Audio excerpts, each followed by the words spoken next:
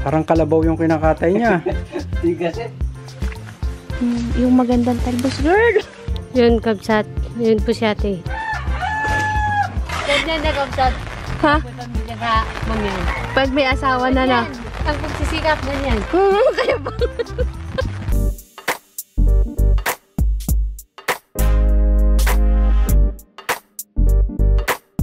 Magandang umaga. Wala po si Michael. Si Toby lang po ang nandyan. Kasi nagpababa. Aray ko po. Niyo, may bunga na naman yung sili, oh. Manghang din ba kaya? Ha? Morning. Morning po. Hi, Toby. Ba't wala si Michael? Nakatalok puti eh. Nagatalok? Ang pugi mo ngayon ng Kel. Tayo na.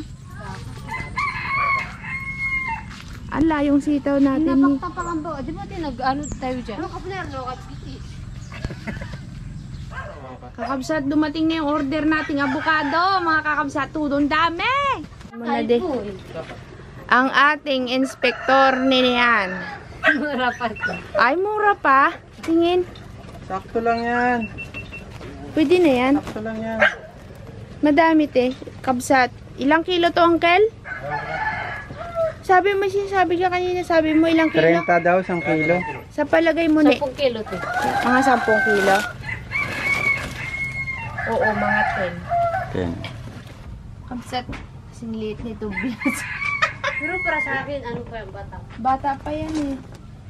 Nasobrahan naman si Uncle Pitik sa pag-harvest, kabsat.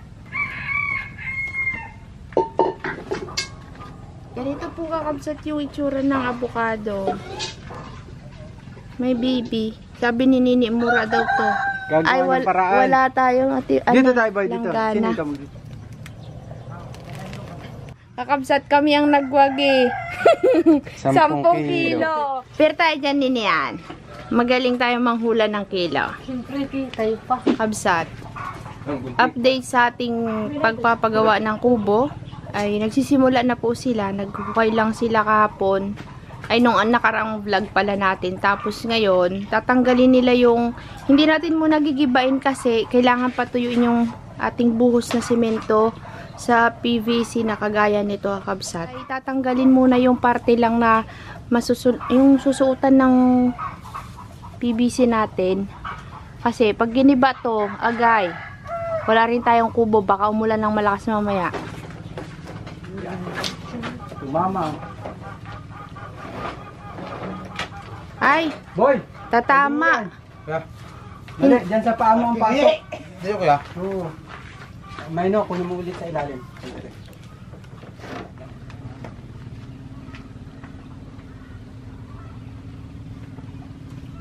Malaglag ka, Uncle, ah. Galitan kami ni Malilid. Oo, yan na. Yan pala eh. Yung pala eh. Oh. Ilalim, Rashid. Karay mo. Kakabsat, nagkatay po kami ni Nini ng manok. Itong manok na to ay yung galing kay Ana. Matanda na kasi, kakabsat. Native to, yung galing sa alag. Galing sa alam. Siya na lang natira. Bakit natin hindi na siya nakakaana? Hindi naman, tsaka matanda na. Ayaw niya naman po. Hindi na aggressive. Parang mataba. Taba siya ni no, mabigat no. Parang 2 kilo. Kakabsat, kaya kulay ganyan yung tubig. Kasi yung pinaglagaan ko ng kamote, doon ko na nilagyan ng tubig. Di ko na tinanggalan ng tubig. Kaya parang mag-green. Bigat. Ay, bigat. Mga ilang kilo yan, te? Sa palagay mo. Siguro mga 5. Mali mo, hindi mga 2. Parang naggagamas lang Sana wag umulan mamaya para maitanim natin yung patula. Tsaka yung upo.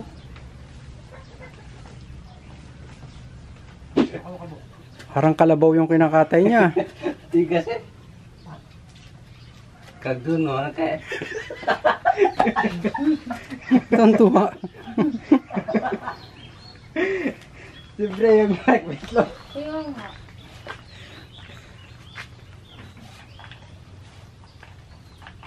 Malaki bunga ni itlog sila. Yan. Galing ni Romalyn ah.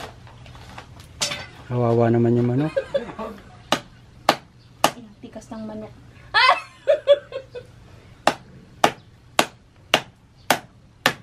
Ang tigas! Boy! Kailangan nyo ng langka.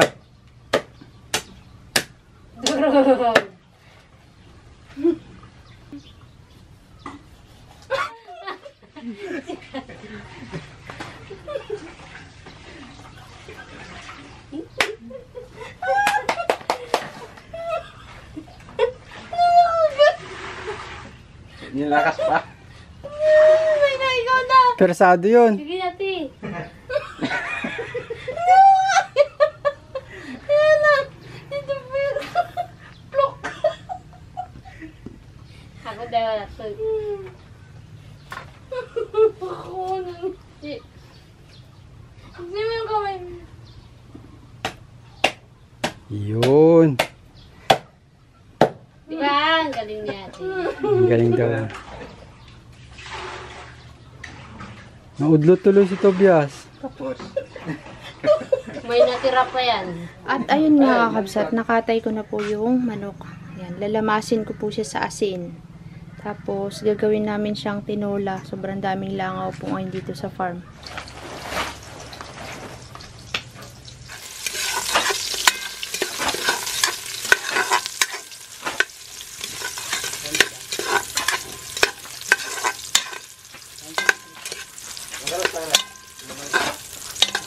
Ano ba? Ano ba? Hindi mo tinanggal.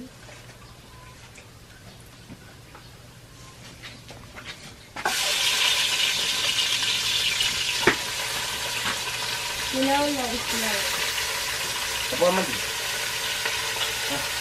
Ini apa mati ya?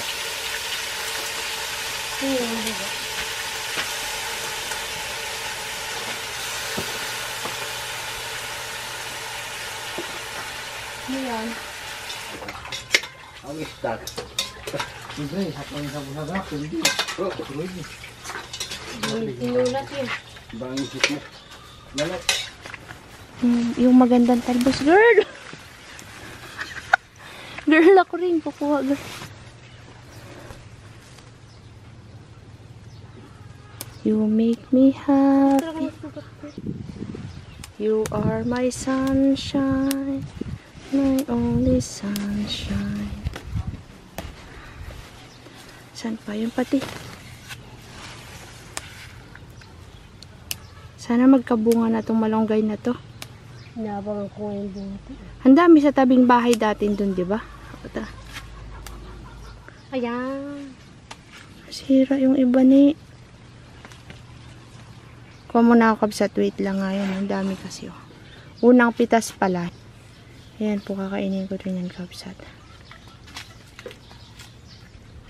Ah, para sa simento nyo? Oo. Sabi naman.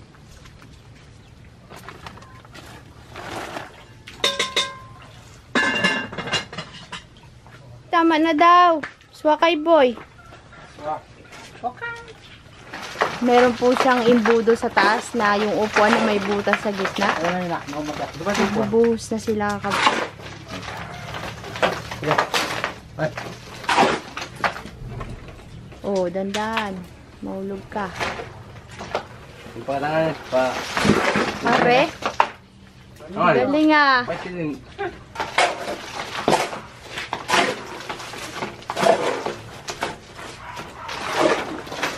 Sana wag muna umulan kabsat kasi pag umulan mapupuno ng tubig.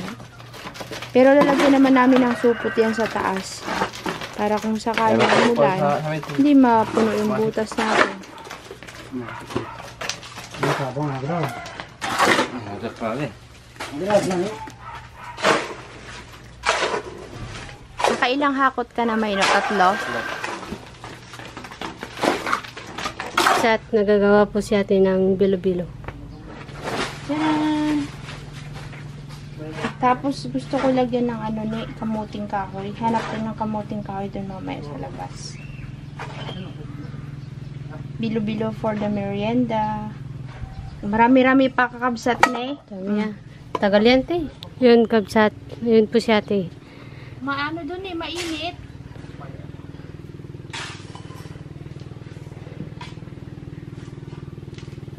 Ako mamaya magabalat po ng nyug. Ikaw magabalat. Yung po Busy kaya. yung mga lalaki, naghahabol kabsat. Baka kasi umulan eh. Nagbubuhos sila. Di malaki pa po. Oo, dami pa. May isdaan na kabsat. Nakikita namin, nagalundaga. Kaso nga lang timaliit pa no. Maliliit pa. Ah! Kasali pa ah. Opo. Tingnan natin itong isa sa nyug. Bakit ginagapahinga sila? Pinapatining yung tubig sa semento. Dahan-dahan ha, di kasali kamay ha. Seryoso men, di tumatawa. Siya nga daw magbalat. Ayaw niya pa, gusto niya siyang magbalat eh. Kanina niya pa yan gustong baltan eh. Yan ang masarap ang tubig, ne. Maano. Yung sinasabi ko po. Subukan natin mamaya. Doon natin sa ano dito. Absat oh. Malambot na daw, mahina. Ewan. We, nilagyan ko kasi ng tinitur kabsat at medyo matagal na kasi kung patanda na tong ating manok. Eh matagal na lambot to, kaya sabi ko lagyan kong tinitur. Tignan mo nga, di kung ano, malambot nga. Ako. Langka sana ilagay ko, kaso lang. Ang bilis ah! Galing! Langka sana ilagay ko yung dahon, baka ako maglasa. Kasi masariwa yung mga dahon din. Oh. Dito tayo. Yan. Kabsat, malulusak na yung ating ano. Manok, sobrang lambot na. Ang galing ah. Pikti ba?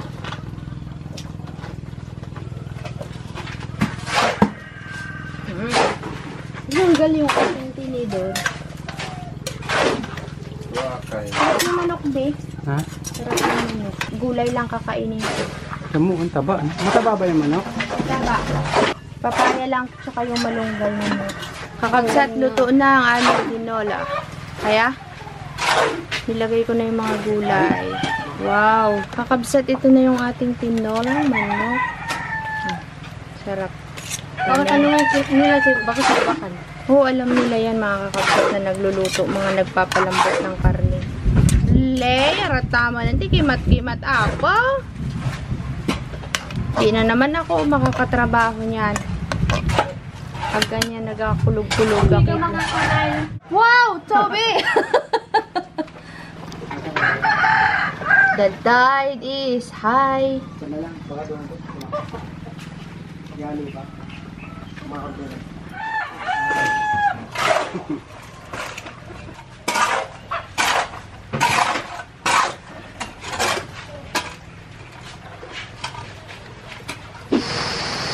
Yan ang aming mga bilo-bilo. Okay, baka mabasa to, agay-agay. Kasi nga ito pala malambot.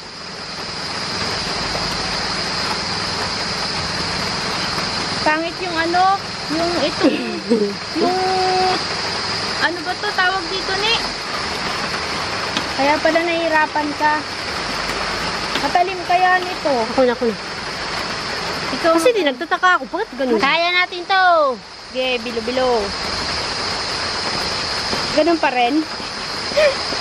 Medyo po. Pero kanina mas mahirap.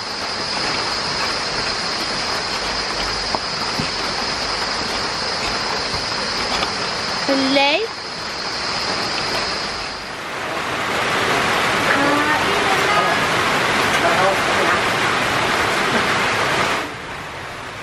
Kaya masarap. Opo. Napupunulan niya ito. Nanguuto na naman. Natira sa akin yung atay. Thank you, Lord. Di nila kinuha ang atay. Ayun ka na. Baka na doon para mainit-init pa.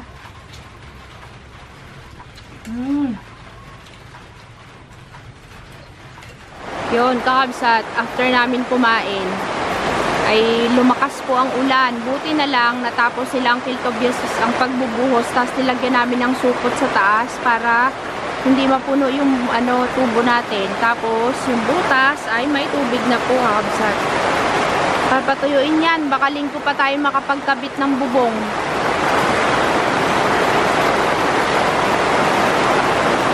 Sa ulan. Hindi na rin tayo makaluto ng bilo-bilo kabsat. Bukas na rin ulit. Kasi hindi kami nakahukay ng kamuting kahoy.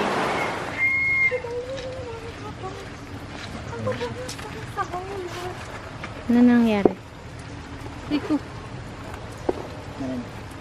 Kabsat, piprepare na po muna namin to kasi bukas na lang, ira-ref na lang muna namin. Nabasa yung mga avocado natin, kakabsat.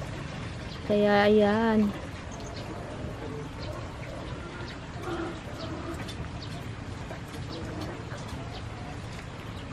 Dami. Tara na. Tara, kuha tayong malunggay. Putulan mo na dyan. Tapos yan ang itanim mo. Atin. Tayo dyan. Bakit na? Pampagatas yan ni Manilin.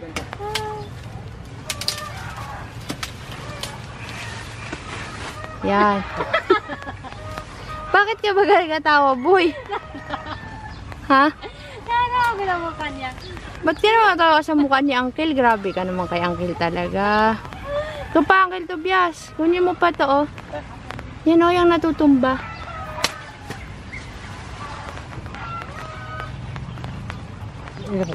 Yan, diyan. Yan. Para magkasanga ulit. Tataas lang kasi yan, eh.